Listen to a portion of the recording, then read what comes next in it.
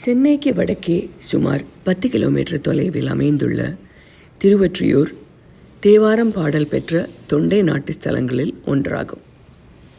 இறைவன் படம்பக்கநாதராக, புற்றீசராக, கல்யாண சுந்தரராக திருவிளையாடல்கள் நிகழ்த்திய இடம் இதுவே. அத்தகைய புகழ்பெற்ற திருவொற்றியூரின் பெயர் காரணம் குறித்து பல செய்திகள் வந்து கொண்டிருக்கின்றன. இவற்றுள் தலபுராணம் கூறும் வரலாறு குறித்து பார்ப்போம். மாந்தாதா என்ற மன்னன் சிவநேசனாக வாழ்ந்து சைவ பணிகள் செய்து வந்தான். உடல் தளர்ச்சியுற்ற காலத்தில் இறக்க விரும்பி சில தீயோர்களிடம் ஆலோசனை கேட்டான். அவர்கள் அரசனாகிய தாங்கள் அளித்து வரும் நன்கொடை பொருட்களை நிறுத்திவிட்டால் தீவினை சூழும், மரணம் விரைவில் நிகழும் என்று கூறினார்கள். அரசன் அதை கேட்டு கணக்கரை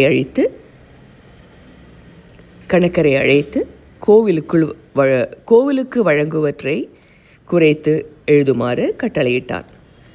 எழுதப்பட்ட கட்டளையை படிக்கும்போது ஒற்றியூர் நீங்களாக என்ற வரிகளை இருக்க கண்டு கணக்கர் மீது கோபம் கொண்டான். கணக்கர் அது தன் கையெழுத்தே இல்லை என்பதை விளக்க அச்செயல் இறைவனின் திருவிளையாடல் என்றுணர்ந்து வணங்கினான்.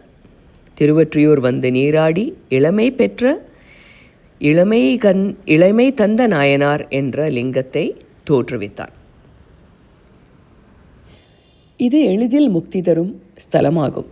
இத்தலத்திற்கு செல்ல வேண்டும் என்று நினைத்தாலே யமபயம் நீங்கும். இதன் எல்லையை மிதிக்க துன்பம் நீங்கும். இத்தலத்தில் அன்னமிட்டால் இந்திரவதம் கிட்டும். இங்குள்ள கல் எல்லாம் சிவலிங்கம், நீரெல்லாம் கங்கை, உணவெல்லாம் அமிர்தம் என்றும் தலபுராணம் பேசுகிறது. இத்தலத்தில் அமாவாசை தோறும் சிறப்பு வழிபாடு நடைபெறுகிறது. மேலும் நந்திதேவர், தேவேந்திரன், வேதபுருஷன், ஆதிசேஷன், வாசுகி, திருமால், நான்முகன், உமையம்மை, இராமனின் மகன் லவன் ஆகியோர் இத்தலத்திற்கு வந்து இறைவனை வணங்கியுள்ளார். திருவொற்றியூர் வந்து இங்கேயே முக்தி நிலை அடைந்தவர்கள் எத்தனையோ பேர். அவர்களில் குறிப்பிட்டவர்கள் பட்டினத்து பிள்ளை என அழைக்கப்படும் பட்டினத்து அடிகளார். இவரின் ஜீவ சமாதி திருவொற்றியூர் கடற்கரையில் மௌனமாக காட்சி தருகிறது. ஆசையை வென்றால் அனைத்தும் கிட்டும் என்பது இவரின் தாரக மந்திரம். பிரளயம் ஏற்பட்ட காலத்தில் மாளும் ஐயனும் புதிய உலகம் படைக்க கேட்டபோது சிவபெருமான் தன் சக்தியால் வெப்பம் உண்டாக்கி அவ்வெப்பத்தால் பிரளய நீரை ஒற்றி எடுத்தார். வெப்பம் ஒன்று கூடி சிறு கோள வடிவமானது. அக்கோள வடிவம் மகிழ்மரத்தடியில் சிவலிங்கமாக தோன்றியது.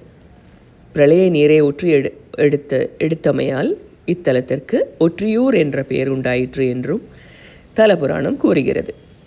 நின்றாடும் ஆட்டம் கண்டு மகிழ்ந்த அகத்தியர் இறைவனின் உட்கார்ந்த நிலையில் ஆடும் ஆட்டத்தை காணும் ஆசையை இறைவனிடம் தெரிவிக்க, இறைவன் பாலரு பாயும் தொண்டை நாட்டில் நான் சுயம்புவாக தோன்றிய திருவொற்றியூர் தலம் ஒன்று உண்டு, அங்கு சென்று தவம் செய்தால் ஆசை நிறைவேறும் என்றார்.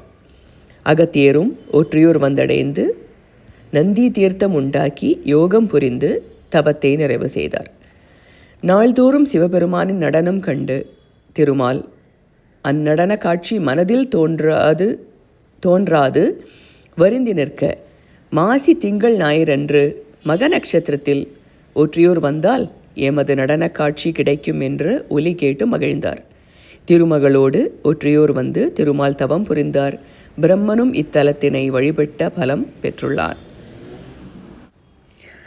இன்றைக்கும் வெள்ளிக்கிழமைகளில் விடியற்காலையில் விஸ்வரூப தரிசன காட்சி அருள்மிக வடிவுடை அம்மன் திருக்கோயிலில் நடைபெறுகிறது. அருள்மிக தியாகராஜன், தியாகேசன் என்றெல்லாம் வழங்கப்படும் படம்பக்கநாதர் சிவபெருமானின் திருவிளையாடல்களே என்பதே அருகேயுள்ள திருவான்மியூர் மற்றும் திருவாரூர் திருத்தலங்களில் எழுந்தருளியுள்ள இறையனாரின் பெயர்களும் தியாகேசர்தான் என்பதில் மூலம் அறியலாம். அதேபோல் இருந்தியக்கும் உட்கார்ந்த கோலத்தில் கூத்தை இம்மூன்று திருத்தலங்களிலும் நடைபெறுகிறது என்பதனை இங்கு நாம் ஒப்பு சேர்க்க வேண்டும்.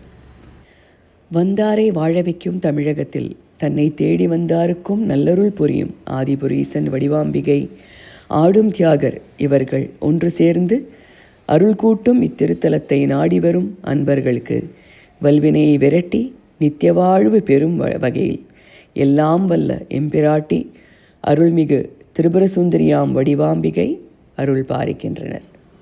நன்றி, வணக்கம்.